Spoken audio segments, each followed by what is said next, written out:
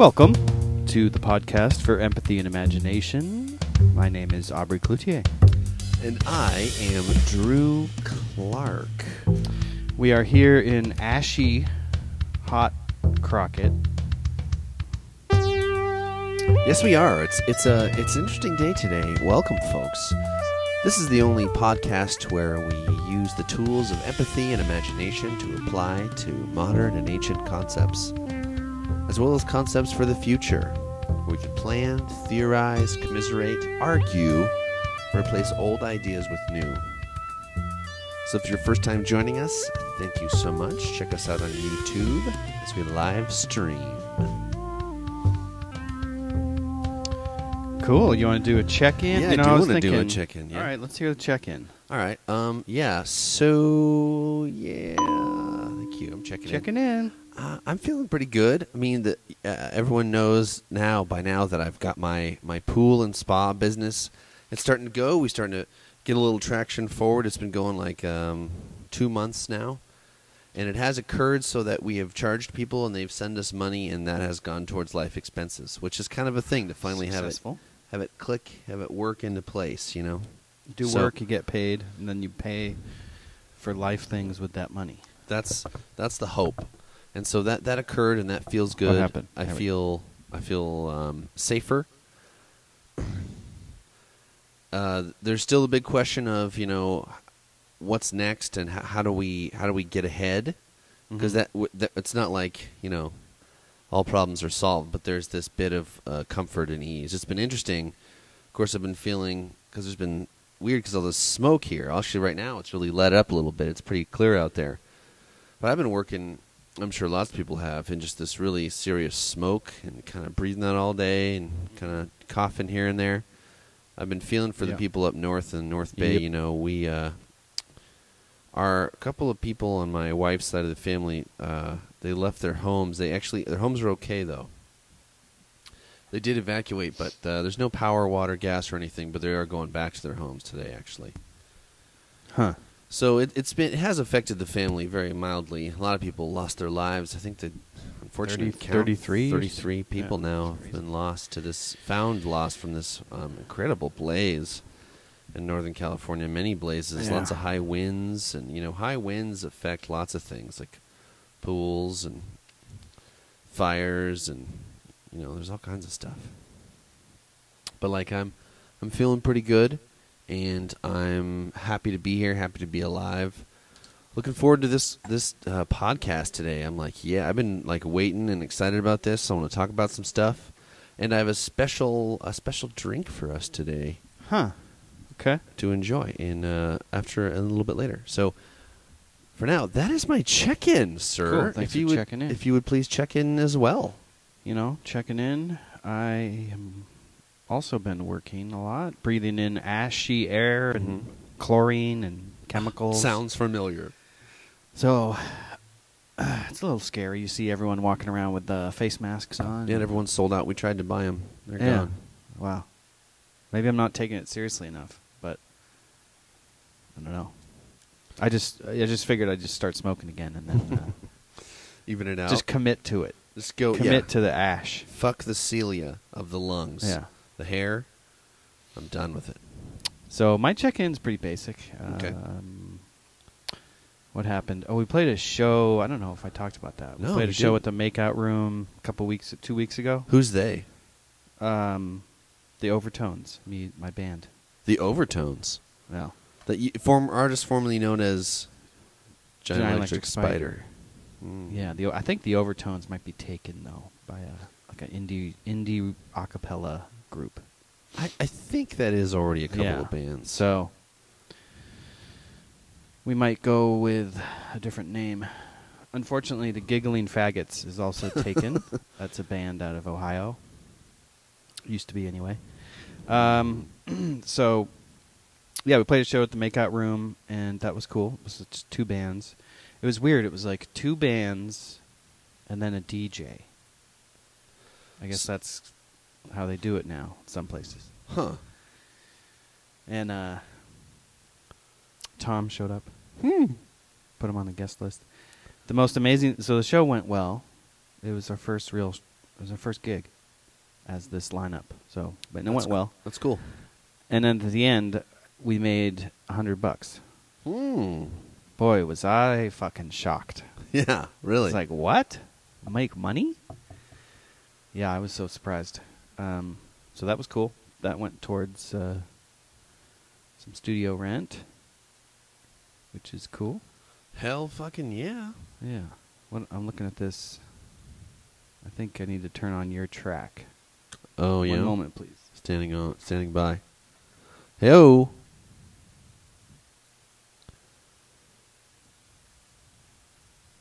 Well, that's cool. Cool. Well, nothing happened yet anyway. All right, thank you. Cool. So the show felt fun and good and it was successful. Anything to mention? Not really. It's at the Makeout Room in the city. How big is the Makeout Room? You could probably get, 80 people in there. It's kind of like a long room that follows the bar. Like the bar's on the long wall, and it's just, it's pretty cool. That sounds fun. First time playing there. Do you guys play all the hits that I'm aware of, or do you guys play different stuff? All the hits. Okay, right on. Probably a few other ones that you hadn't heard. Last Full Moon? Yeah, all those. Okay. And they have kind of a weird setup. It's like a 2-tiered stage. So there's a stage, and then there's another raised part in back. So me and the drummer are like elevated above the other guys. That's weird and cool. It's kind of weird and cool. Yeah, that was good. And what else? I think that's about it. Oh, I had to get the car fixed. Oh yeah, your car. That's why last week we weren't. Throw money around. Yeah, we weren't here last week because the old TNC had a fault. Yep. Thanks for your patience, audience. The warp core phase inducers. Your warp broken. They got out of alignment, huh? Yeah.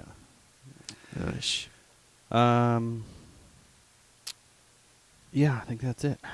Cool. I was thinking about the new Apple phone and the Google Pixel. iPhone X. And each one's like, Google Pixel's like $800. iPhone X is like $1,000 or something. Mm-hmm. It seems like there's a market for just a super cheap, basic smartphone instead of all these high-end, expensive things. What if if you just made a cell phone that was like $50? On X is like $1,000 or something. Mm-hmm. Ooh, nice. So, I don't know. I was just thinking about that. It seems like a niche market. If you could have a phone that was low cost, high function, smart, and you could maybe replace parts on it or something like that, that would be what I would want. Yeah, or just so cheap that it's almost like disposable. Interesting. The other direction. It doesn't have to be, super megapixel. So it would be maybe just one camera on it, or just super basic. Because some people don't want all the bells and whistles. Oh, so you can just stream the internet just barely and take a photo. Yeah, messaging, internet, photos. Huh. Then it would cost like $50 or something. Yeah, $100 or something. Wow. Well, that's definitely a way to combat the forever increasing of price. Inflatory is a word. Mm-hmm. I just made it up. Ever needing more and more technology and faster and bigger and better, because the thirst will never go away. Right, and the price goes down as the things get smaller and faster and cheaper. But that's not part of the business model for a lot of these companies. They don't want to they can make the cheap phone. They just don't want to because they need to goose up the price point, cram all these features in that no one really wants. That's like making a really fancy boat or something. You got to get a really expensive boat with all the features, but then you buy it because it's the fancy one. Yeah. So I don't know. That's my check-in. Okay, cool. That's well, thanks for sharing. Appreciate that. Hell yeah. That's my check-in. So I got a topic. You got something? Well, why don't you start us off, man? Let's start us off. How about the topic of fear? Ooh. Huh? Oh. Heard of this? I've never experienced this. Fear? I hear about it. I've heard about it. I've heard people experience it. What is fear? Fear, indeed. Fear is a feeling induced by perceived danger or threat that occurs in certain types of organisms. So it causes a change in your metabolic and organ functions and ultimately changes your behavior. Like fleeing, you could flee if you feel afraid, hide, freeze. You know, there's fight or flight and freeze. That's the third one. Okay, yeah. From fear. Yeah, so extreme cases of fear, horror and terror, can be a freeze response or paralysis. So fear is modulated by the process of cognition. And so fears are judged as rational or irrational. So a phobia is an irrational fear. So when you're afraid of something... it's rational or irrational. That's interesting categorization because it might depend. I mean, some people might argue there's a lot of subjectivity about what's irrational or rational. Right. Well, this Wikipedia, in its infinitesimal wisdom, says that an irrational fear would be is classified as a phobia. So, like, you're afraid of, wallpaper. Oh, okay. That's not really rational, right? Because wallpaper's not going to attack you. There's also phobophobia, which is a fear of having a phobia. Kind of. Wow, you've already ironic. lost there. Yeah, because you already have a phobia at that point. So, so fear. We experience it all the time, every day. Night terrors. Mm-hmm. Panic attacks.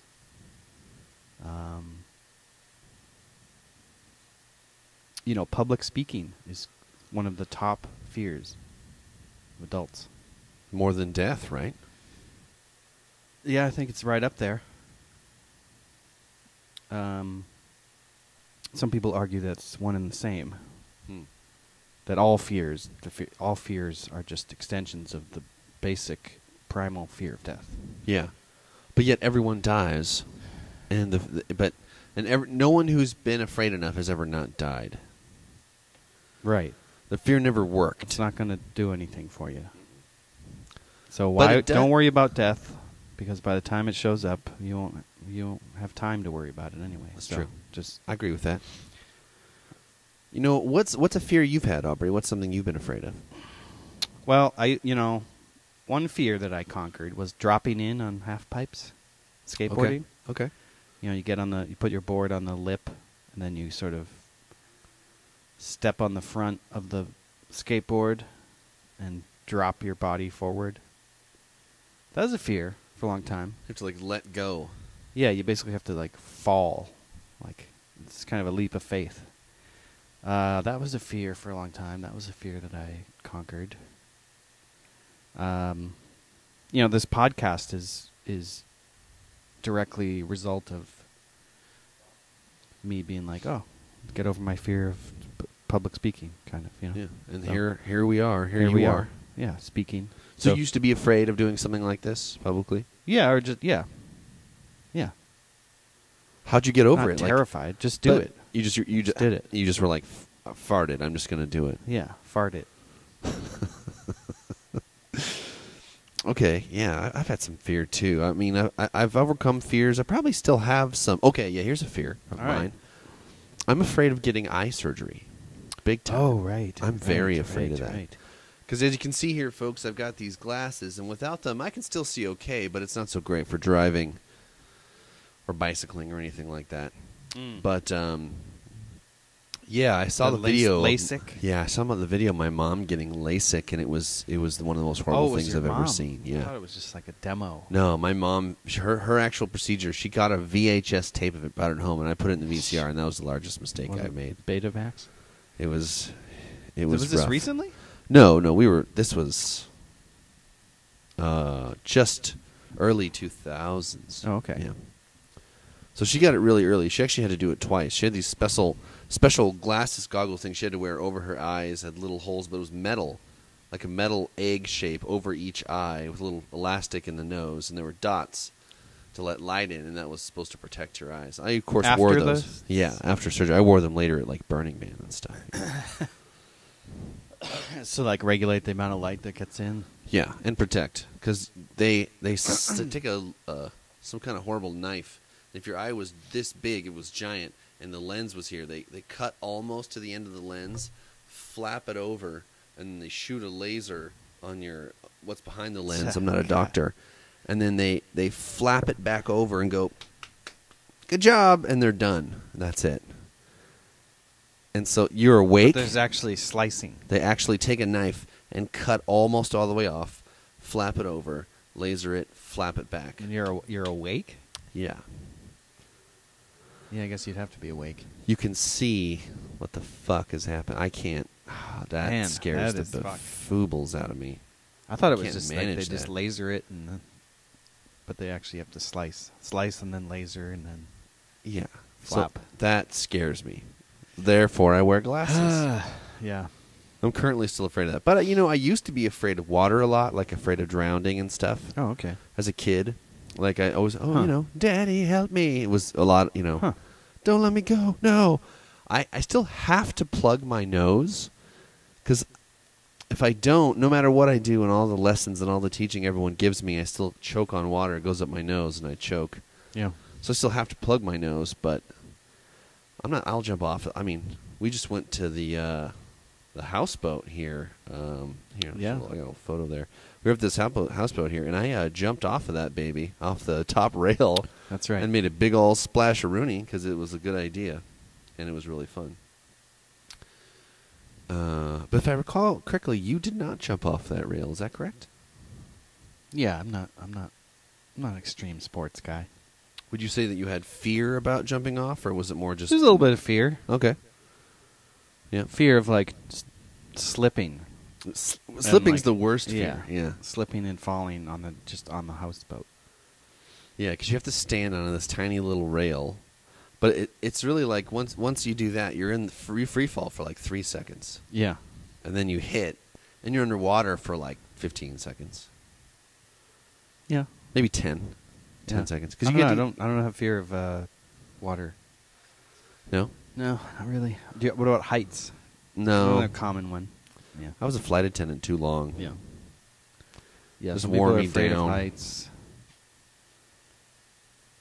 I guess the fear of height is the fear of, like, I don't know, being weightless, falling. It's death. Yeah, Yeah. it's death. No fear of heights. Claustrophobia, no. No. Do you have any claustrophobia? No, I can get pretty squished in, and I'm all right. Yeah. So, fear of heights, death, public speaking, those are common ones. How can we apply empathy to, say, people who are afraid or have fear? What's something we could do there with that? Well, they say that you don't get over your fear, you just manage it. Mm-hmm. Right? Like people with, like, agoraphobia or fear of going outside. You don't get rid of the fear, you just sort of squash it down by repeatedly doing the thing that you fear and realizing, oh, well, it's actually nothing to be afraid of. I lived. A lot of people have like fears of like bugs, spiders, snakes, that kind of thing. Like that's pretty common. That's pretty common. Like my wife is very afraid of flying bugs, except for she has tattoos of many flying bugs on her body. But this is a little oxymoron because like she likes butterflies and moths and stuff. But if like a wasp comes around, she's not about that. She's not hanging. She's gonna run away. She'll probably be flailing her arms and yelling Spiders.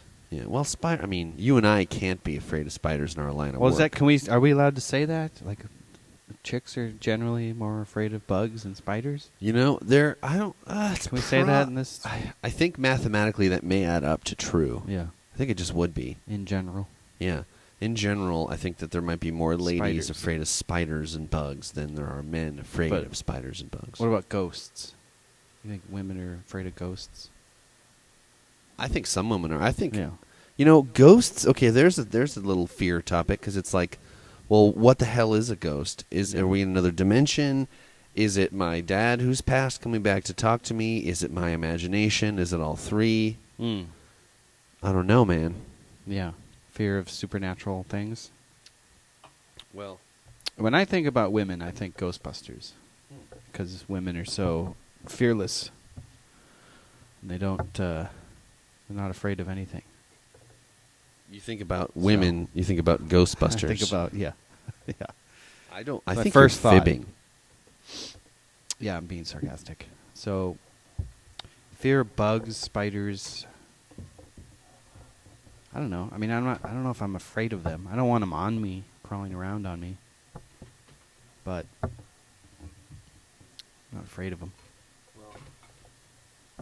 When was the last time a bug did you harm? I don't know. When I was a kid, probably getting stung. Huh? Fieldwork? Nope. Even better, folks. Is it homebrew?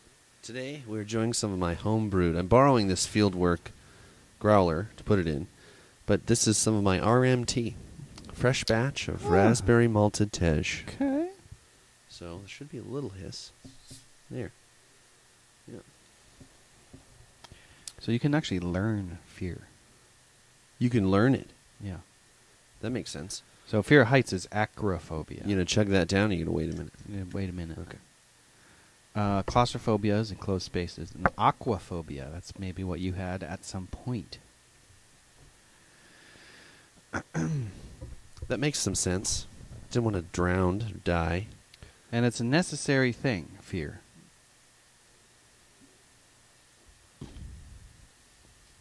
Right? It keeps us alive. So when you see those stickers, no fear, it's kind of like, oh, fear's actually useful. Sometimes I don't want fear. Yeah. Sometimes if I'm going to charge into battle, I don't want to be afraid. It would be cool to be able to toggle it on or off. Like Or like suppress Data it. on Yeah. the Star Trek movie. Yeah. Data, turn off your emotion chip. So before you hit the battlefield, you turn it off.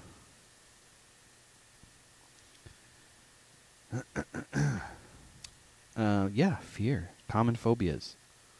Most common fears are of demons and ghosts. Evil powers, cockroaches, spiders, snakes. Oh yeah, snakes. That's a pretty common one. Yeah. That A lot might of be people are that afraid might of be the snakes. primordial Mm-hmm. fear, right? Oh, the oldest fear? Yeah, hence the Garden of Eden. I mean, that's basically the snake. The snake ruins everything. Heights, water, enclosed spaces, tunnels. A lot of people get scared of tunnels. Bridges, Bridges, needles, needles, social rejection, right? failure. Social rejection. That is a big one. Dude, Think that's about- huge. I mean, that's like all of high school, right? Middle school, You too. wanna talk I was middle school? rejected plenty in middle and, school. and elementary school, kindergarten, and college, and post college. And the workplace, and death, and old So age. Pretty much all the time. Scared of talking to that girl that you like, you have a crush on. Scared of. Hey, have you ever been scared getting- of talking to a girl that you liked? Never. Scared of getting ostracized by groups of cool kids or whatnot. Yeah, that's a big one. Social Girls rejection. is a big thing, but guys is just as big too. Like, you want to have guy friends. When I was younger, you know, like, I don't think I ever thought I had enough friends or had too many friends. And so there was always probably a part of me as a young adolescent trying to figure out how to make friends and how to do it in a way without being rejected. But I messed up plenty. Yeah. And it's, I mean, it's understandable. Men are, from my perspective, men are afraid of being rejected by women because it's basically like, it's like the woman saying, yeah, you're not good enough. You're not fit to mate with and have kids. Yeah. So why don't you just go off and die? Yeah. And But you go your bloodline will just end. put your genitals into a bush or something. Yeah. So you can see why men are fucking boys, terrified of just being rejected. Being think laughed, that fear- being laughed at. That's Yeah. a big one too. That fear causes a lot of harm. I think socially we all experience more hardship because of the fear of rejection. And people don't try things they want to do because of that fear. They don't apply for jobs they want. They don't Yeah. start companies they want. They don't call people That's they true want. too. Yeah, we need more entrepreneurs. We need more Fear stops risk. entrepreneur. Yeah. I mean, I'm in the middle of that Yeah. risk, and Yeah. you are too in your own yeah, way. Yeah. Yeah, we need to sort of make it not scary to take risks, especially when it comes to starting businesses and stuff, or like moving across country. Let's say, starting a new chapter of your life, right? Mm-hmm. It's kind of there's some uncertainty there, some fear. Dude, starting over, leaving your family behind or friends behind. It's like a journey. My brother and sister-in-law who went to Korea to teach English for 2 years, they were afraid. That's the first time they ever did anything like that. And that was super cool. Conquered it. I know people who've conquered fears like that, and I've conquered some cool fears. It's like they can't stop talking about it now. Right. And now they're all great. It's improved their lives. With love and respect, of course. But yeah, it's funny, like you're afraid of something, then you do it, and then it's like you realize how great it was that you did it, and you start talking about it. It's almost like fear is the precursor to a new success. Should we pay attention to our fear then? I think so, because I think usually fear, not all the time, but often fear is a doorway. Right. To something new. Oh, that car is coming right at me. I should get out of the street. You don't need to think about that too much. No, just jump out of the street. But should I quit my job? Should I start a business? Should I, take this? I don't know what's going to happen. The unknown, I guess. That's fear of the unknown, right? Right. Uncertainty. Mm-hmm. I don't know what's going to happen.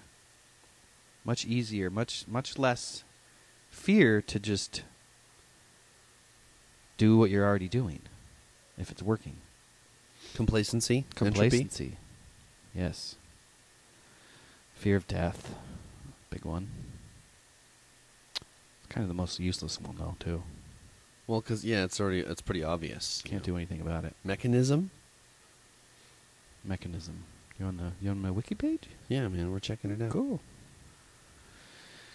Oh yeah, the rats. They did studies with rats, and they were able to basically shut off fear.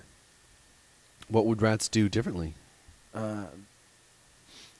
The researchers were able to cause an extinction of this condition to fear, to the point that, they used medication to get rid of fear in rats, and then they took the medication away, and it was still there. The lack of fear? The lack of fear, yeah. So, wow, it took their fear away. Yeah, so the behavior of fear can be unconditioned. Did they charge into cats' nests or something? That is a thing.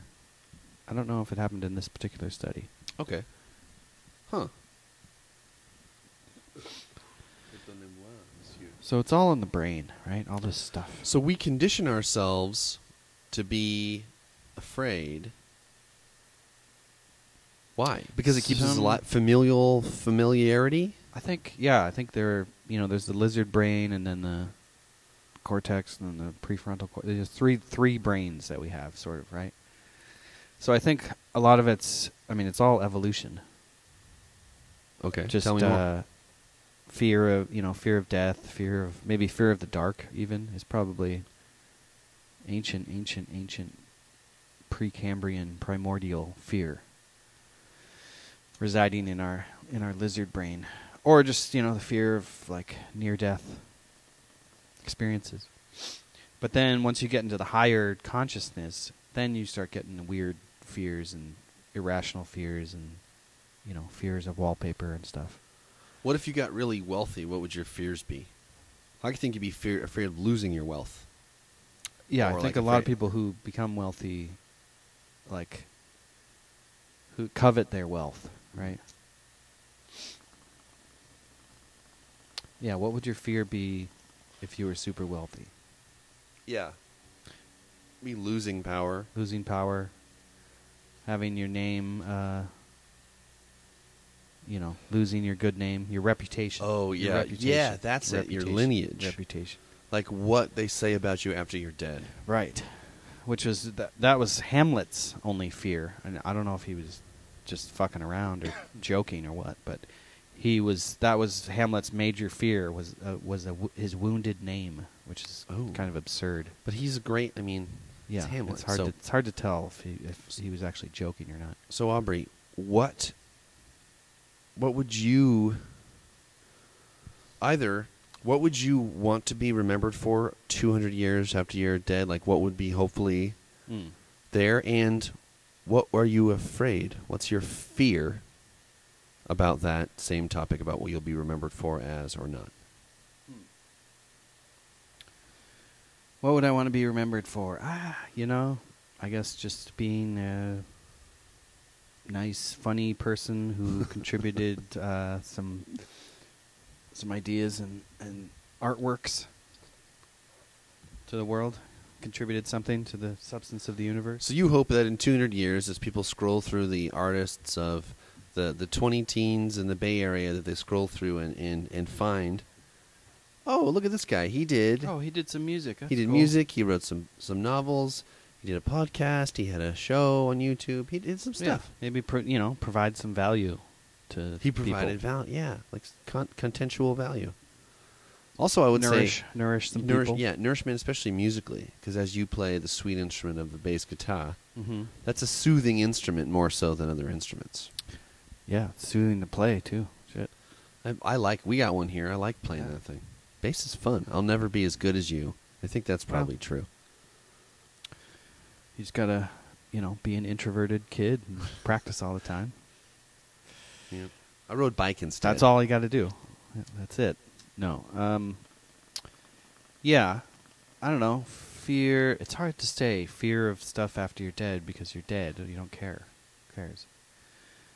Fear of a wounded name. I don't know. Fear of obscurity. Do you have a fear that no one will remember you? I guess slightly. I guess a little bit. But, in the infinitude of time, everyone will be forgotten, right? True. Only the mega heroes of the imagination. Yeah, only Beethoven's are we still talking about. And eventually we won't even know about that. 2,000 years from now. Maybe. I hope that Shakespeare and Bach and Stravinsky and Beethoven are still talked about in 2,000 years. Yeah, we're still talking about the Greeks and stuff, so. Yeah. Yeah, I'd like to be remembered for contributing some value to the world. Yeah. Does the fear of death and the birthing of children have a relation in your mind? Yeah, after you have kids, your duty is done.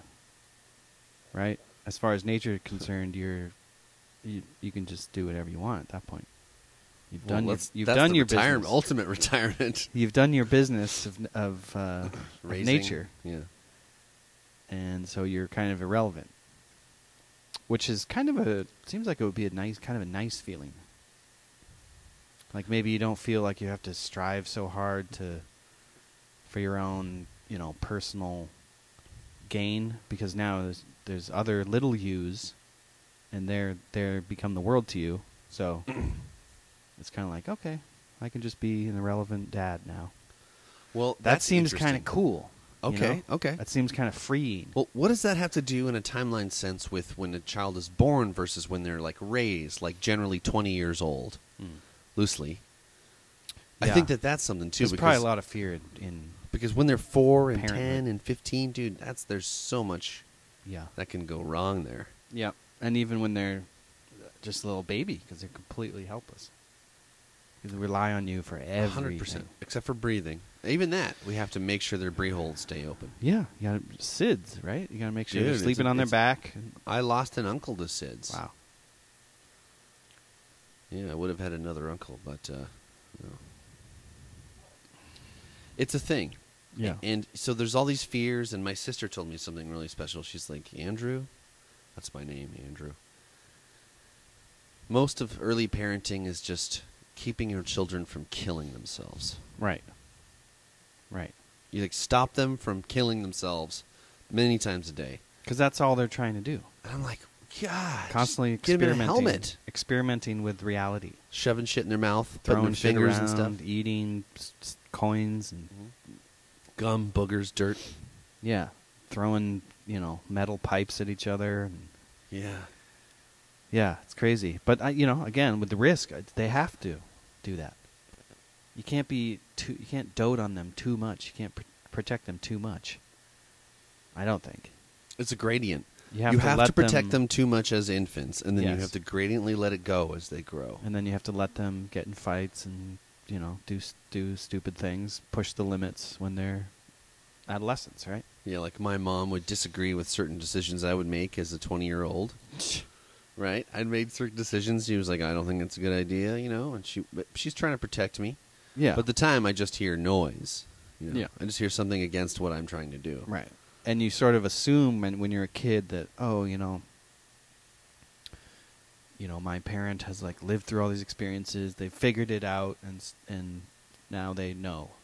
But they don't. They're totally making it up as they go. All parents are making it up as they go. Nobody knows how to do it. Including me someday. Yeah, so you gotta just do it and figure it out as you go, and then after it's done, you're like, oh, I would have done that differently. But isn't that life? Doesn't that happen with everything that you do? You do it, and then in hindsight, you're like, oh, well, that might have been a better way to do it, this or that. That's just a normal part of life. I think so. So, current fears. It's my biggest fear. What's your biggest current fear? I mean, becoming homeless is that's a constant fear for a lot of people. Especially here now, because so many people are becoming homeless. Yeah. It's not that's not an irrational fear. Not irrational. Because many people right now are becoming homeless. Yeah. Live somewhere, and then now they live under the freeway. What about earthquakes? There's, you hear talk of the dread in California when it's giant earthquakes? There hasn't been an earthquake for a while. Oh, we're ready for it. And you kind of and you kind of dread. That looks good. And you start sort of dreading, well, maybe we're due for the big one.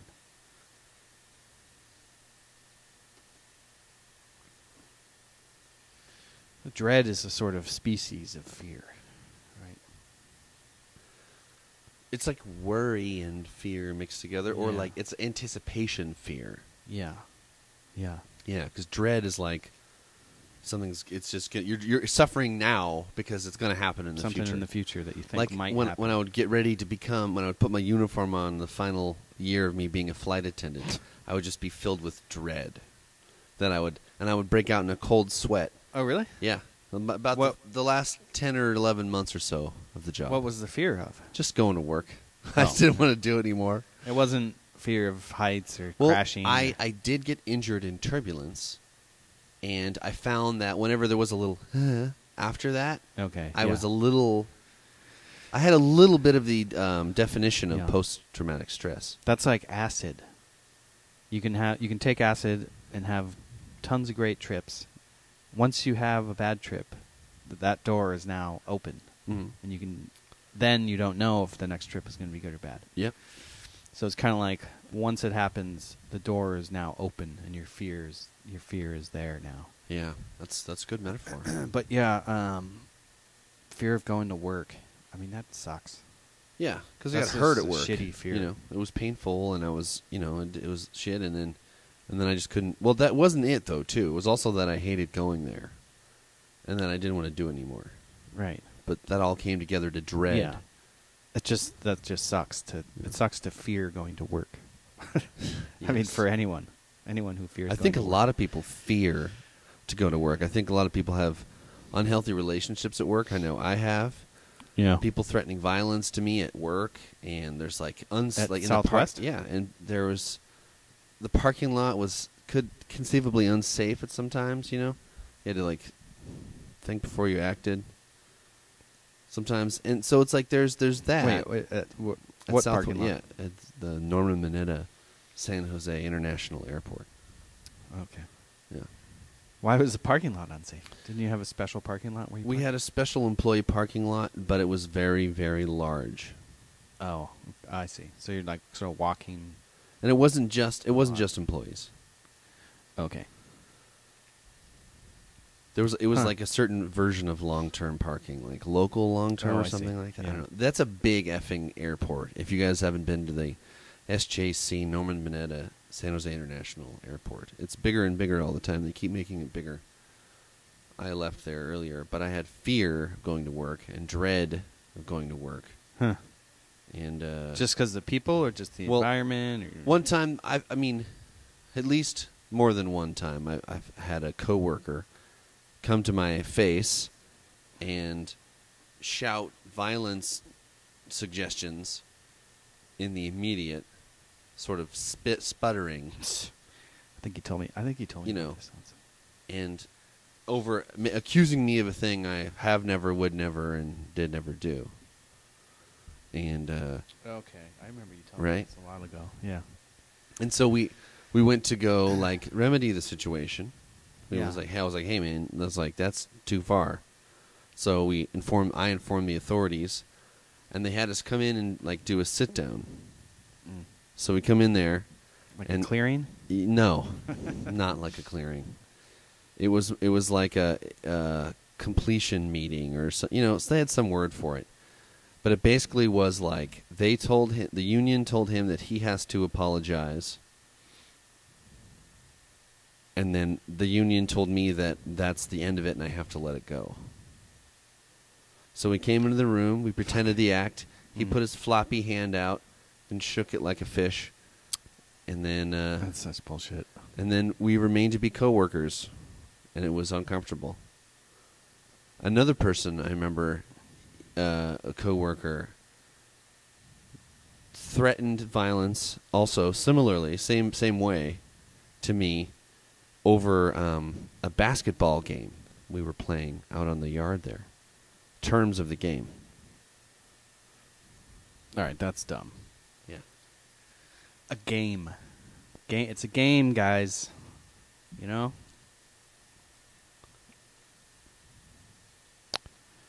Yeah. HR, you had to like go to HR. Yeah, but they didn't do anything. Mommy and daddy deal with it. There's this other time. I mean, there's a long list here of unhealthy workplace relationships. This other guy. This is all at Southwest? All at the same place. What a nightmare. All the same place. Yeah. This other guy, he was interested in me in a way he wasn't really sure about. Like, he, I think, was confused by his own feelings. And I was respectful about it, but he would kind of follow me around and then eventually sort of chase me around. And then got into touching me, like, in my, right here, in the middle here. And so... Was he light in the loafers, or he didn't know, or... He was an immigrant, and he was working hard to do well. And then, like, he kept, like, finding me in break rooms and trying to, like, touch me in the middle section and laugh and giggle, and it was like... Okay, and I told the union, and I was like, look... This guy, I don't want to harm him. I just want to let him know the boundaries are too far. And I didn't know how to do that myself at the time. And the company structure was set up so that you wouldn't, that you would go to the superior. Right. So I did this, and he freaked out. He was like, I'm not gay. I would never. What are you talking about? Huh. And weird. He was like, I'll move locations. And then he worked like, so I would never see him again and some other thing. This was when you were provisioning? Yeah, this is all while I was in provisioning. Like first year? First couple years? Yeah, first couple years. Man. There's more than that, but it's like, I'm sure lots of people watching this experience difficult relationships in the workplace. Yeah. Yeah, there's a lot of fear. Relationships engender a lot of fear. Sometimes. Yeah, relationships are a big thing. There's a lot of, like, fear of shaming. Fear of being shamed or humiliated. Mm-hmm. There's a lot of, like, sexual fear, you know? Yeah. Which is probably, again, just a natural defense mechanism. Mm-hmm. So, fear, yeah. Huge topic. Yeah. There's actually alarm pheromones that some organisms emit, and that's why fear can be contagious. Like a skunk? Yeah, or one animal gets afraid, releases pheromones into the air, and then the other animals become afraid. Oh, as like well. rodents. Okay, Yeah. yeah. I've seen that. Insects, aquatic organisms, birds, reptiles, and mammals emit odorant substances. Alarm pheromones. This is to defend themselves and at the same time to inform members of the same species of danger. And leads to behavior like freezing, defensive behavior, or dispersion. So that's kind of interesting. You could synthesize fear pheromones. Oh, that'd be an interesting biological weapon, wouldn't it? Just spray fear all fear over an bomb. enemy? Yeah. Oh, dude, fear, I'm sure fear the gun? CIA is already doing that. Maybe they put it in our water already. Shit. You know, I'm afraid. they had to sample it large scale somehow. Yeah.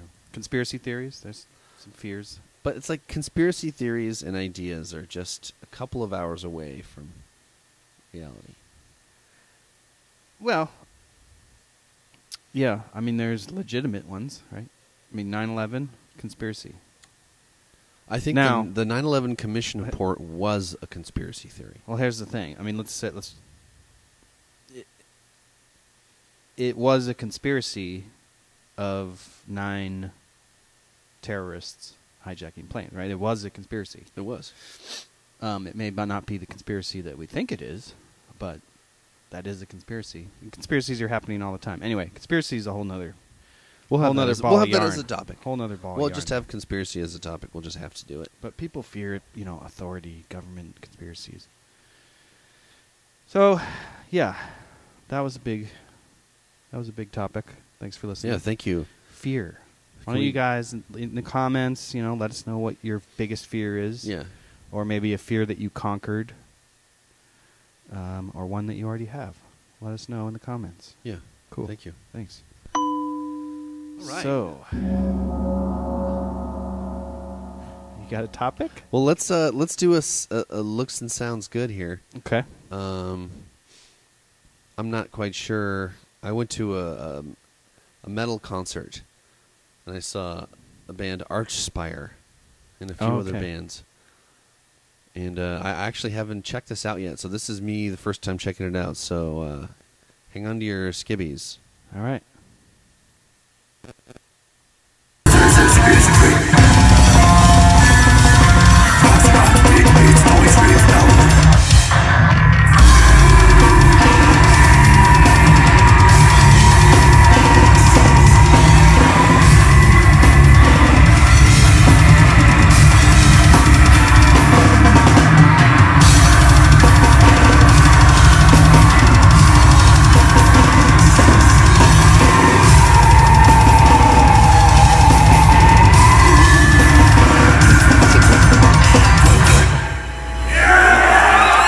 Yeah.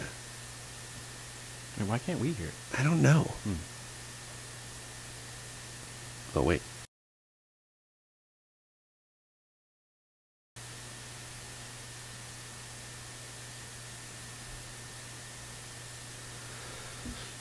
So anyway, we can talk. Okay. Is it still playing? No.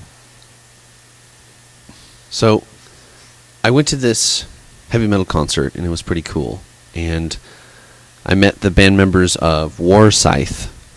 This kind of heavy metal band out of the Bay Area. And I remember their name from years ago when I was playing live around. And I was like, oh yeah, they were kind of like more popular. They were like a bigger band. And you could tell they're Scythe, yeah. They're taking it seriously and doing some cool stuff, and they're very friendly. They're cool dudes. They gave me a CD for free. Cool. Have you listened to it? Yeah, a few times.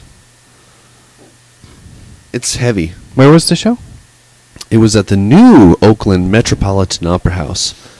They moved it a few blocks, and I didn't know that actually until it was time to be there. Yeah. Unfortunately, the sound at the show was kind of lame. In fact, the first band that played, you couldn't hear snare in the PA until the last song. He turned it up. He's like, tick. I was like, oh, there it is. Tick. Okay, well, now the songs make more sense than before because they weren't at a snare bar for Waymake. because it was like it was all without the. Yeah. They finally got it in there, and I was like, "Oh, there's where the head beat is." Oh, that's where it is. Yeah. You couldn't tell. So how many bands was this? 4. Yeah. What's with metal shows? They always have like 6 to 10 bands. Because there's so many metal bands. And there's just not enough outlets for them to play, I guess. That's true. Like, I remember we'd go to shows and there'd be 8 bands, just a regular show, because we all were like, yeah, we can play Saturday. But we'd start at noon and then, go all day, all night. Seems like an opportunity for some scarcity to be alleviated there. More metal shows. More venues that are amenable to metal shows. Remember the, what was it, the Pound? Oh, yeah. Yeah. I saw Necrophagist there. That's cool. Nice. I saw Dark Tranquillity there. Huh. Is that the symphonic? Uh-huh. Yeah. They use keyboards and stuff, but they're also very kind of like thrash. Melodic death thrash with keyboards. Yeah, who was wearing that? I remember somebody was wearing that shirt. Dark Tranquillity? It was Adam's friend. When we went up there. Oh, yeah. Huh. He had like a Dark Tranquillity shirt on. That's cool. Cool. All right. So sounds good? That's our sounds good. Are you ready for the next topic? I'm ready. All right. We're going to go over some stuff here, and you're going to jump on in. And we got some stuff to show, so I'm going to cue up the video. But first, we have a short message from Clark Pool and Spa. Okay. Here we have a complicated pool system. We got flashy lights. You don't know what's going on. We do. Clark Pool and Spa. Okay, so now we're going to talk about universal basic income. Oh boy. Okay. So now we've got the screen up here, and we're going to be using that as an image to go through what we're looking at. I'm at justfuturism.com. So the thing I'm talking about is called universal basic income, and the question is it the answer to automation? Because automation is clear and present. There's no getting around that automation's coming for labor. The robot-to-worker ratios are rising rapidly in factories around the world. The highest is in Korea. There are 4.78 robots to every 100 human workers in Korea. And that number's rising. Okay. Japan, 3.14 robots per 100 workers. 3.14. Pie, man. Pie. Germany is up to almost 2.92.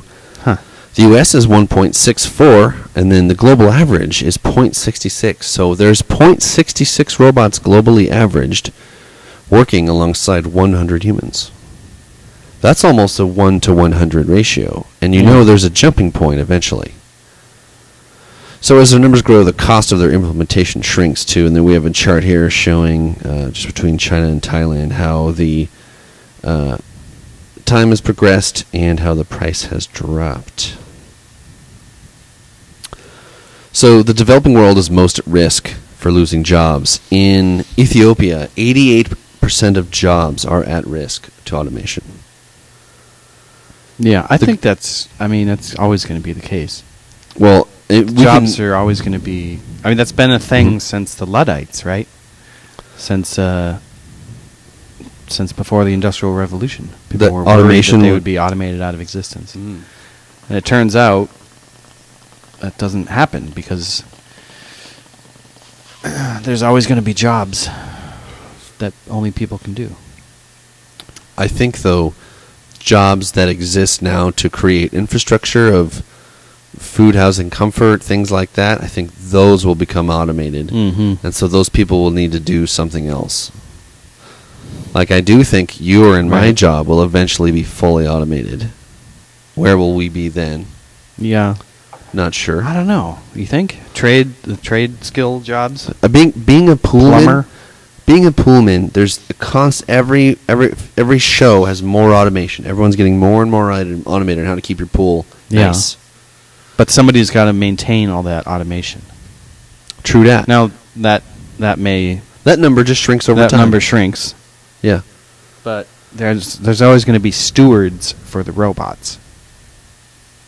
But fewer and fewer. But fewer and fewer, probably. In China, 77% of all jobs are at risk to automation in the near future of GDP. So this is China? Yeah. This is measurable output. Yeah, a lot of the menial labor shit, putting phones together, you know. Yep, picking rice.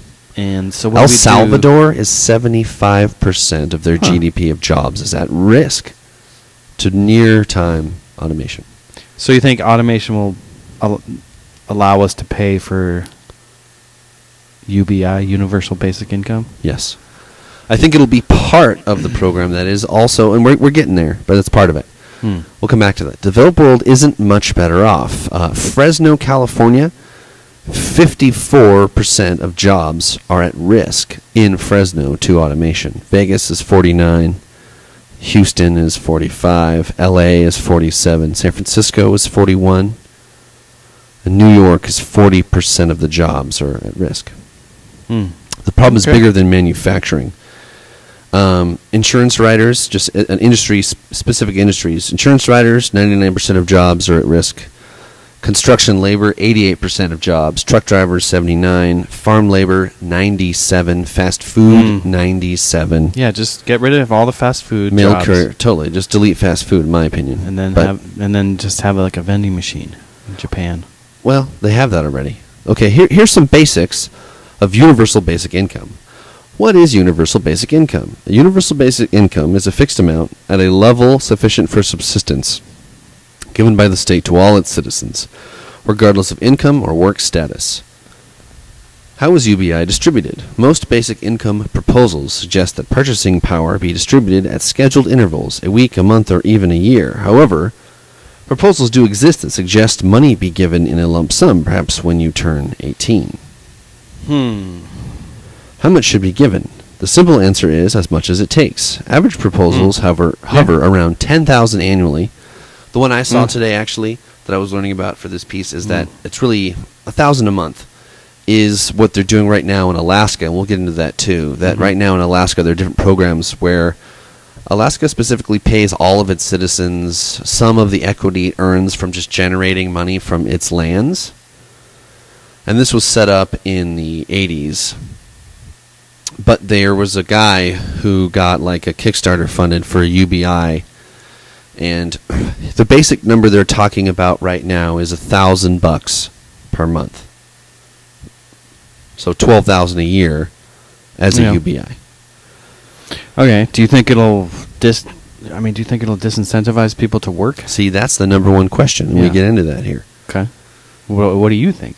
I think the question isn't would it be a disincentivizer to work? The question is what aren't people doing because they have to pursue survival? What aren't inventors inventing and people creating and writers writing and doers doing because they have to work at Ross? And mainly what you do is you take all of the power from the employer and you hand one bargaining chip to the employee globally. So this is one thing where when you're going to get your jobs, it can't just be total destitution opportunities. That means employers have to create an environment that makes sense where it's much more reciprocal with employee, because employees no longer going to have to just pick the most horribly destitute thing, because they'll go, well, I mean, I got this, so that's just worse than hell. So then there'll be I think there'll be an ever snowballing increasement of well-being in all directions. Yeah. What about just a job guarantee instead of universal basic income? What if you're guaranteed a job? Because then you're forced to create jobs that may or may not be actually beneficial, because you have to employ everyone. Well, what if you didn't have to create jobs? What if you just... How would you guarantee a job otherwise besides creating them? I don't know. But it seems like UBI is just expensive. In a country like the United States, it would cost about $3.2 trillion to distribute 10,000 to all citizens. So where's this money going to come from? Taxes go up? How would the government pay for it? Due to the inherent scale of universal income, funding would likely come from a variety of sources. Carbon taxes, income taxes, VAT, negative interest rates, earnings from investments, decrease in military spending, sovereign wealth funds, and resource-based revenues are all being explored. Decrease in military spending is not going to happen. Maybe not. First of all. Well, that's why it's spread out from different things. Yeah. The most substantial benefit would be the elimination of households living below the poverty line, which would afford everyone a base level of income security. Many believe it would also result in an explosion of creativity, entrepreneurship, and research. Some even see universal basic income as a way to distribute the fruits of technological advancement fairly. What are the arguments against UBI? Many opponents of the UBI believe an unconditional benefit would disincentivize productivity and work. Through early experience have shown these concerns are largely unsubstantiated. Others fear that governments around the world will not be able to secure the funds to afford UBI in perpetuity. Finally, some argue a global benefit could result in inflation. But also, let's say the United States has UBI. Wouldn't immigration just skyrocket? Well, because everyone's like, well, I'll just go there and just live for free. I think there would be an attraction if there was an instant 100%. But what's really happening? I mean, people are already doing that. It's like 97% of welfare is immigrants. It's something insane like that. So wouldn't that happen? Isn't that a risk? As I learn about this more and more, what I see changing is a lot of these short-term welfare programs have to be bundled into this program. So they essentially go away, and they would have to be part of the enforcement financially for this to occur. So I think in situations like that, we would need to have a normal, standard, functioning, sturdy, and porous immigration system that was aligned with our goals. I think we need to allow new brains in. And I think there is some vetting that should occur. And I think that needs to be a priority. And I think that I also think that eventually nation-line borders won't exist. Or you could do like if you're a native born, you get UBI. Otherwise, you don't. Or some. The real thing is that everyone gets it. You got to give it to everyone because otherwise the social fighting. But it's not going to become global overnight. You have to start with certain countries. Well, that's what they're doing. They're doing... you said Alaska, they're doing it? Yeah. National conversations, feasibility studies, and trial projects are currently being undertaken in Netherlands, Kenya, India, Switzerland, Finland, France, and others. Alaska. Excuse me.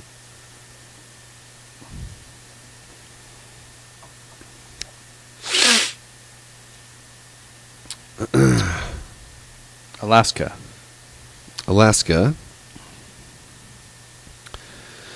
has been implementing its own brand of basic income since 1982. It's called the Permanent Fund Dividend, which is derived from earnings on investment of the Alaska Permanent Fund, a portfolio of diversified assets. Market fluctuation affects APF investments. The amount given to Alaskan residents also vary.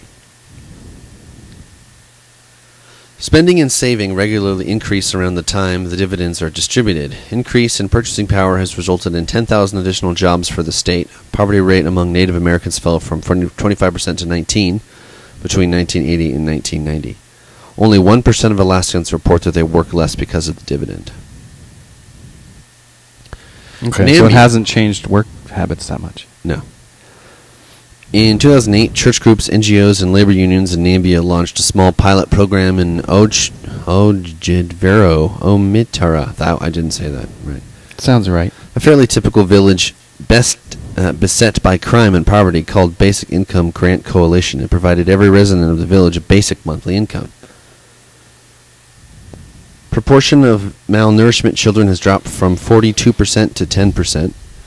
Poverty rate has dropped from 86 to 68. Average earned income beyond UBI has increased 29%. Crime has dropped by 36.5%. Yeah. Harper Lee's story. You got a comment? I'm just skeptical. Go ahead. Well, those are the facts. Yeah. No, in 1956, a struggling writer named Harper Lee received an envelope from a family friends with a year's salary in it. It read, "You have 1 year off your job to write whatever you please." would use her time to pen To Kill a Mockingbird. Right. While not a universal basic income by definition, many proponents of UBI highlight Lee's story to showcase the creativity that can result from income security. I mean, you have to be a creative person. She still wanted to... Writing a book is not easy. That's work. So, I get it. One of the greatest uses of a monthly stipend ever was William S. Burroughs. I think he got... His family was rich. He had some inheritance. And I think he got like $200 a month. And, he used it to go down to wherever it was and just have gay sex and do a lot of drugs and heroin and write books. So that was a success story too. But I don't know. I'm skeptical that if you gave someone universal basic income that they would then reinvent the light bulb or something. Most people who get it start an entrepreneurial thing. Okay. Most people who do. Okay. On April 14th in Kenya, a nonprofit called Give Directly announced the world's first true universal basic income experiment. The $30 million program will distribute an unconditional monthly benefit to 6,000 people in sub-Saharan Africa, and it will last 10 to 15 years. Wow. In Finland, on March 30th, Kela, Finland's social insurance institution, released a preliminary report on universal basic income. The group recommended a 2-year pilot that would distribute a €550 monthly wage to 10,000 working adults. The Finnish government will vote on the proposal this month, which was last year. Huh. Yeah, I mean, if those are the facts, those are the facts. On March 11th, the Swiss Ministry of Social Security revealed that it would cost just $25 billion to provide a UBI to the country. On June 5th, the Swiss government will vote on a referendum that could give citizens as much as 2,500 francs, or $2,623 per month. $2,600 a month. Yeah. I would flock to Switzerland. Right. Right. Everyone flocks to Switzerland, and then that disrupts their economy, and they go broke. Right. But they'd have to have borders. So check it out, Netherlands. Yeah, you need to have some kind of it almost you'd have to have tighter border security if you want to. Maybe I'm just it seems like a good idea. That's why I'm skeptical. Is because it seems like there might be something that we're not thinking of that had some unintended consequence of it. I'm not sure what that is, but I got to push back on it. Please do. 4 cities in the Netherlands are planning UBI experience for 2016. Utrecht's See What Works program would conduct an experiment that would give citizens $980. One group would receive it unconditionally, while others would be required to volunteer or not work at all. So they're like, see what works. Okay. Yeah. There's a lot of proponents of UBI, like Martin MLK Jr. I'm now convinced that the simplest solution to poverty is to abolish it directly by a new, widely discussed measure of the guaranteed income. Bertrand Russell said, a certain small income sufficient for necessities should be secured for all, whether they work or not. Do you want half of all people to starve because they literally can't add economic value or not? In a post-scarcity world, why hold back wealth from people just because they can't provide labor inputs just to create wealth? That's from Jeremy Howard. So even if you're a millionaire, you'd get $1,000 a month. Yeah. Yep. And you could do what you wanted, and it'd just be cash. Sure. And that's the real thing. The real thing is that everyone gets it, and that way everybody knows that you get it. And with $1,000 a month, you could cover your half of the bed. You could rent a room, and you could buy groceries, and you could have internet. Yeah, you could do that, and that would be enough so that you could take certain chances economically. You could take chances entrepreneurially. You could take chances socially. You could do lots of things. And I think that lots of people would do a lot. What we're spending on, like mental health care and emergency services and welfare and homeless shelters, like what we're spending on that incredibly far outweighs like the things that $2 don't really trillion solve, it would take. They don't really solve any problems. And they don't solve. Yeah, they don't solve. They're just Band-Aids. I think if we'd spend less, and it would actually focus on the problem, and then people could get their basic needs met from the fruits of our nation. Like 20% of America is like open national land. That shit gains value every year. Mm-hmm. And we all own that collectively. Not to mention, all inventions are social. No one invented... Thomas Edison didn't invent the light bulb and vacuum. He invented it around other people and with other ideas swirling around. Like, our podcast didn't come just from us. We saw other podcasts, and it's like... it's a social thing. And so say we should just get... Like, the founder of Facebook should just get all the money because he thought of it. Doesn't make the most sense because people using Facebook, the users... of Facebook are actually contributing the data. So it almost makes sense in this world, too, that if you would make Facebook go the other way. So instead of all of the money going up into the creator of Facebook, you would have all the Facebook users receive a tiny percentage of the Facebook income. So people who are users of Facebook would then benefit from the function of adding to it. So that's like kind of the thinking I'm talking about. Getting us some other topics here, but yeah. Right? Originally, the internet was going to be devised with in a different scenario. Like, if I'm all for micro payments, and that would be a cool. It's too bad the internet. You'd have to go back in time to re-engineer it. But let's say you shared an MP3 file, and no one could copy it, but people could access it. And then you could say, oh, well, this many people accessed it, and then you get money based on how many times it was accessed. Mm-hmm. That way, if that had happened in the early days of the internet, you could monetize basically every transaction on the internet, and you would have like a micro transactions, fractions of a penny for clicks. We could engineer it now, though.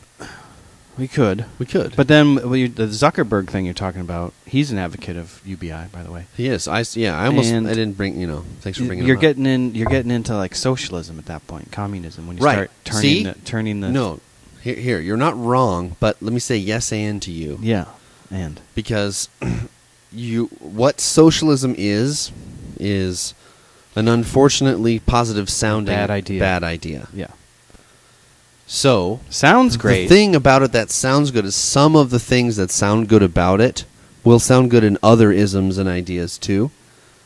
So, there are things that sound good about capitalism and communism and socialism. There are things that sound good in parts about them all.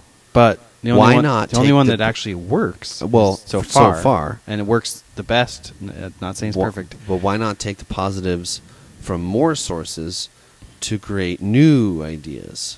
So it's like, I'm not saying, obviously, and that's the thing about the zeitgeist movement in general, is that we have to constantly say, no, we're not an ism.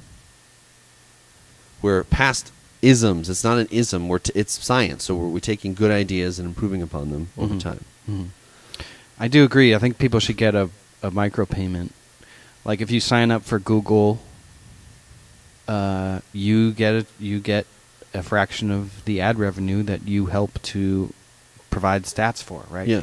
Because they're constantly mining you for information to better target ads, and you should get remunerated for that. You should get paid for that, even if it's just a few pennies a month. Mm-hmm. And yeah, if Facebook, Google did that, that would be awesome. I think that would be a great idea. That may be if Mr. Facebook is into that might be something that starts. Who knows? Yeah. He may start that. He already has enough money. He bought part of Hawaii. And he has like an alien robot. So that's good. Good for him. Have you seen him talk? No, I haven't seen his robot talk. Okay. Yeah. I guess that's, if you're a genius, maybe you're not great in all aspects of socializing. Perhaps. Why doesn't Trump took what is he taking, $1 salary or something? I don't know. I think he waived his presidential salary. Good. Yeah. That's nice. Throw some back at us, Don. Yeah, man. Donnie. You're doing okay, Donnie. It's not about the money. Obama accepted his salary, right? Oh yeah, he accepted that $500,000 from Yeah, it's Moscow or whatever. Don't Maybe that you was get Clinton. $450 a year to be president, or $380? Yeah, a I think year? it's something like that. $380, $450. Something. I remember when it used to be 100,000. Wow. Like back in the 80s. Whoa, dude. 100,000. What would you do with $8,000 a month? What would you do with it? Just buy bass guitars. Yeah, I would just build bigger studios. Yeah. And, brewery. See, I'm skeptical, but it's kind of like, let's put it into action. We got to try it and out. See if it works. Yeah. The thing about putting things into action is, if the government puts stuff into action, they almost never stop it if it's a failure. Like they'll implement a policy, and it just proves to fail, but it just keeps going. Like they never like get rid of things. I do know, because we have horrible programs from the dinosaur age that still are wasting money and time. Yeah. They try stuff out, but it's not really a tryout because it just keeps going. Well, let's close some of those out to help pay for UBI, Hell too. yeah. Like, let's close down the DMV. And let's close down, oh no, the Federal Reserve. Let's close both of those down and do a UBI. Fuck the DMV. They don't provide any service. No, you gotta remember that the entire government is the DMV. Yeah. Right? And people often forget this, but the FBI, CIA, they answer to us. They should. So does the president. Wouldn't it be cool if... Because we are paying their salaries. We out of our taxes are in control. Mm-hmm. So when It's you think our authority, land. we're the authority. Yeah. So I don't know. Let's try it out. So if you were granted $1,000 a month starting January 1st next year, invest it. You would invest it. Yeah. Could you do that? Yeah. Can I like waive it and just have it direct deposited into a retirement account or something? Get tax benefits. You don't. It would. Can I say like I'm not going to use sense. this for 40 years Mm-hmm. or whatever? Yeah. Just put it in this account, and then they say, okay, well, you don't have to pay taxes on it, or whatever. I think that's a totally legitimate option. Yeah, I would invest it, or maybe, invest it in a business or some kind of fund or something. Yeah. I don't know. So you would think of a good idea. That's the thing. You don't know. Like, that's actually good that you don't know. Because if you already knew, now you're like, I would buy a McDonald's. Then it'd be well, maybe.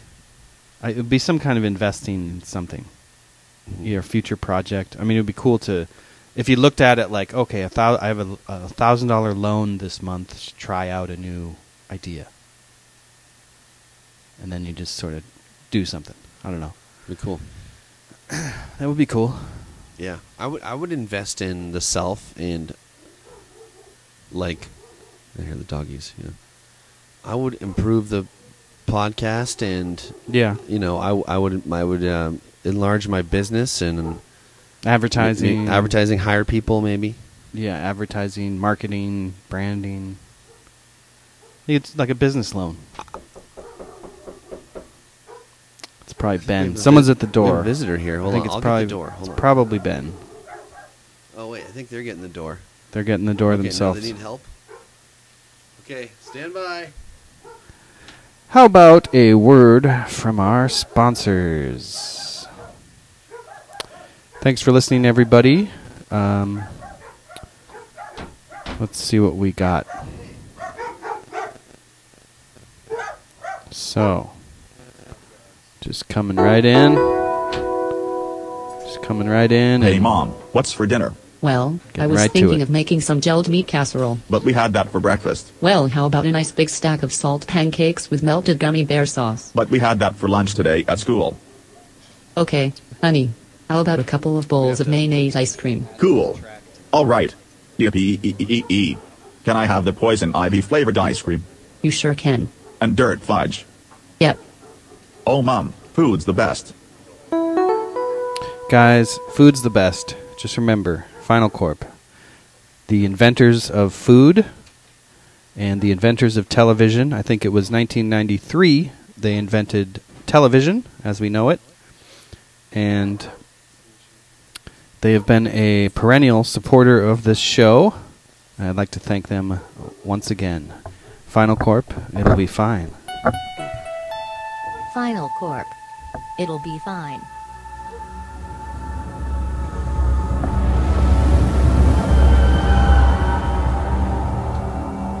Hey.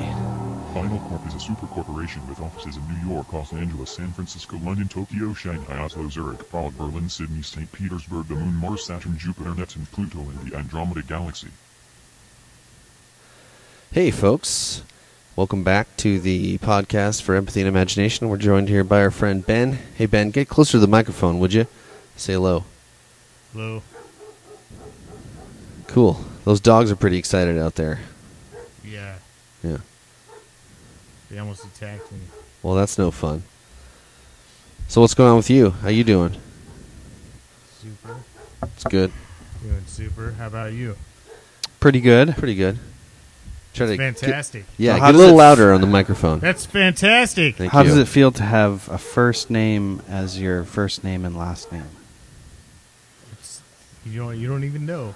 I know. I We're understand asking. it. Yeah. I can't even explain it. Oh. Mr. It's James? It's so great. You know, people call you by your last name and your first name, and they don't know what the hell they're saying. Was Yeah. there ever confusion growing up? Do they No. shout out James? No, because they could make fun of my first name plenty good. Oh, they didn't people worry make fun of you They when didn't you- even get to my last name. You know, you could, Yeah. you could come up with all sorts of names. Did people make fun of you when you were a For- kid? For Ben, you know the word Ben. It's just like there's so many things you could. Ben Jastical. You could do like a James Bond thing. Like, what's your name? James.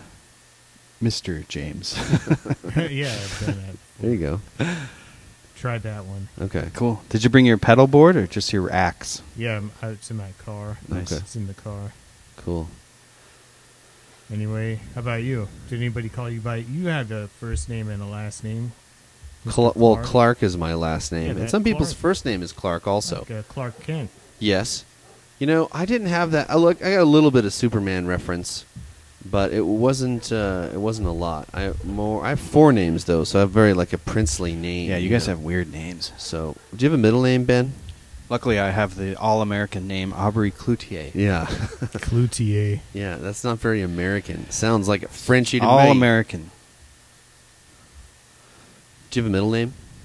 Yeah. What is it? Don't worry about it. Okay. That's a weird That middle is name. a weird one. Don't worry about it. Don't worry about it. Ben, don't worry about it, James. Oh. Dogs are going crazy. Yeah, they're having a meltdown. Usually they calm down, but you know. Do you have any guest speakers anywhere? Do I? No. I don't. Okay. Do you? Can you have any guest speakers? Maybe. Let me check. Okay. What kind of buttons are you guys pushing over there? See with your computers and your phones and stuff. Well, we're fancy, and Looks we pretty have complex. things. Yeah, it is. We're real fancy. Yeah. Just checking my email for some guest speakers. Cool. Stuff. So.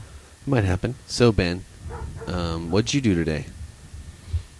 I went to a 6-year-old's birthday party. Whoa. Did you get hammered? Oh, yeah. You know, Yeah. I have to get hammered to deal with children. That's cool. Yeah.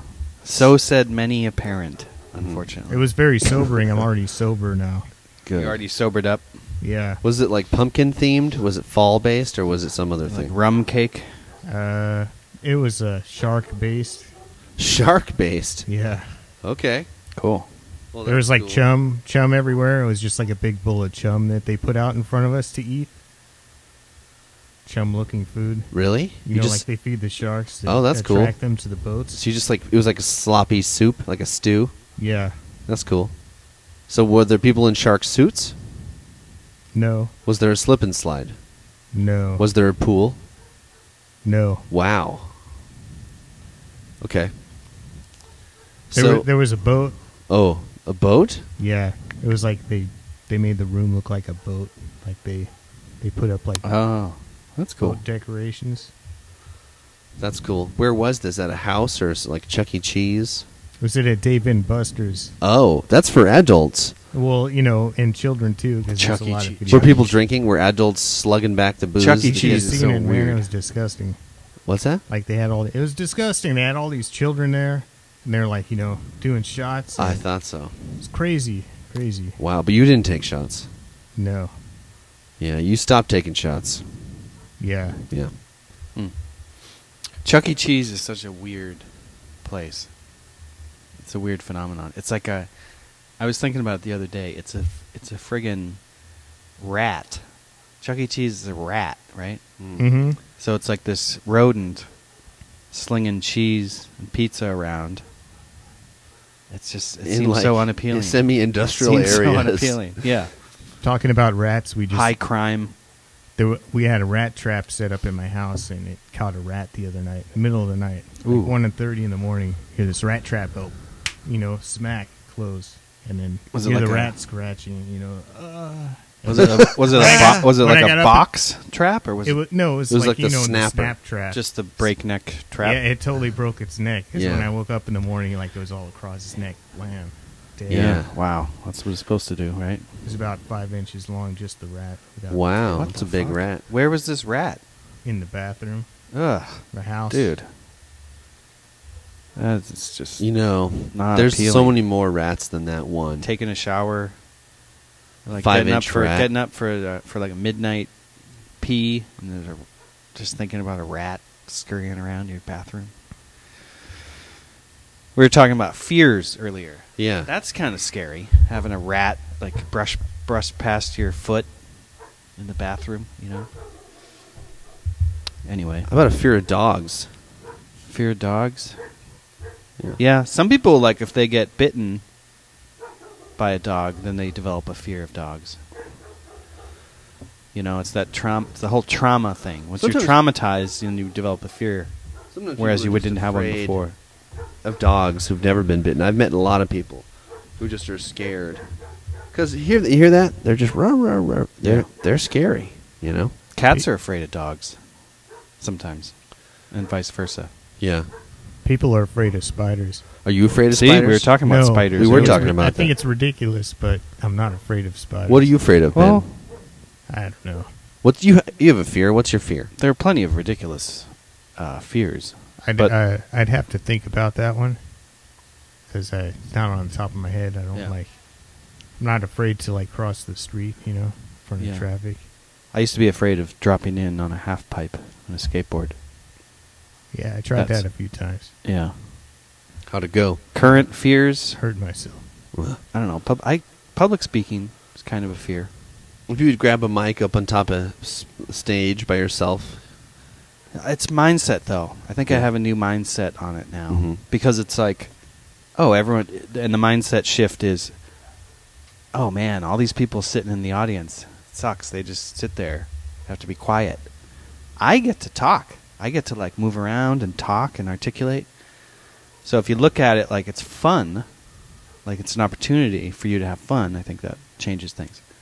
I haven't had an opportunity to test that mindset shift out, but the next time I do, that's what I'm going to think. Okay.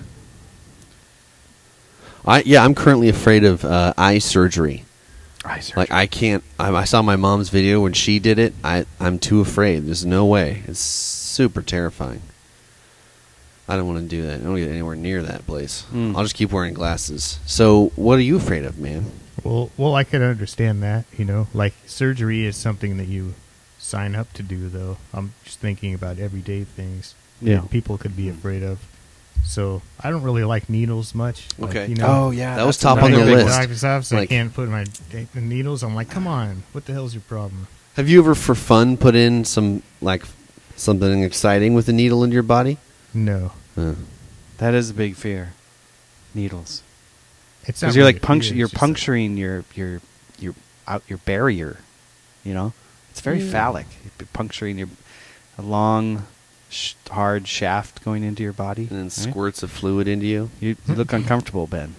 Yeah, so have you ever Squirts had of fluid have you from ever a had long shaft. needles I'm not in a into that. dental sense? not myself into myself really. Yeah. Have you had needles done to you in a dental way, like where a dentist has a syringe and has to go into your mouth and shoot you? How do you like that? What's that like for you? Well, I mean, it's kind of annoying, but like that's what they have to do to operate on you so it doesn't hurt so much. Yeah, I don't mind that so much. Maybe it's because you can't see it. Yeah. Like if it's in your arm, you can actually look and see the vein. Is that worse to see it in the arm than the mouth? I think seeing it does something for the psychology of the fear. I just don't like to look. When I've had blood drawn, I just like it just always feels like metal. I can feel that it's metal. Yeah. In my arm, I know immediately it's not wood or bone. I know. I was like, I can taste it. Foreign object. Immediately taste the metallic taste. It tastes like metal. I'm like, steel. But my that's life all juice. in your mind. Yeah. Imagining that you can taste it. How about a sounds good? Okay. I'm gonna Time for sounds good. I'm gonna try this one. Okay. Let's do a sounds good.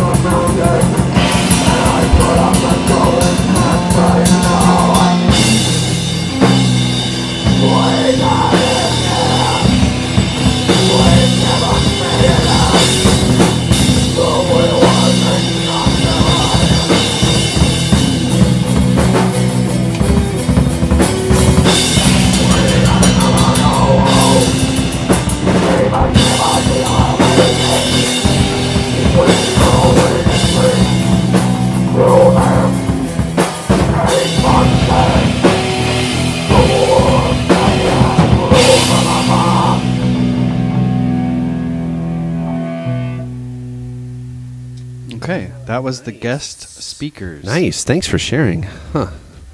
Cool. Any comments? Well, the audio's not so bad. It's not so bad. You can hear the drums really You can well. hear the drums really loud. Drums are probably the loudest thing, which, of course, I think is great. Because I do, in fact, play the drums to that little ditty there. And, yeah. Cool. Any comments there, Mr. Expression guy? No. Okay. That's a comment. That does count as a comment. If you choose not to decide, you still have made a choice. Yes.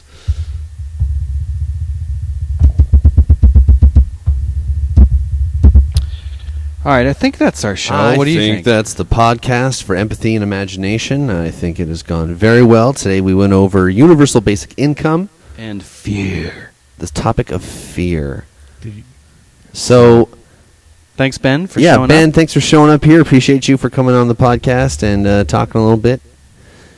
So, he's making a good face there. Let's get that face. So let me get some outro music. Thanks, guys. You can check us out on YouTube, Empathy and Imagination. Facebook. Patreon.com/empathy and imagination. Throw in a couple bucks. It'd be great. Also, you can find me on Facebook at Drew TZM Clark. If you want to message me directly. Me on Twitter at Internet Aubrey. All right. Thank you. See you next time.